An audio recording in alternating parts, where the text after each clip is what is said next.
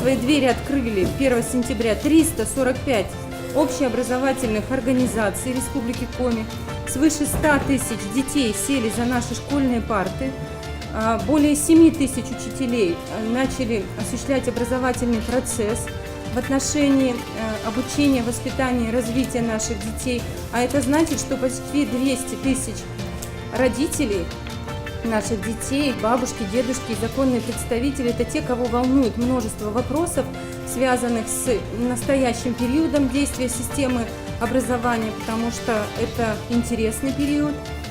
Ольгой Юрьевной Васильевой, а также главой Республики Коми и на федеральном уровне, и на уровне нашей республики в рамках августовских педагогических собраний поставлены очень серьезные новые задачи.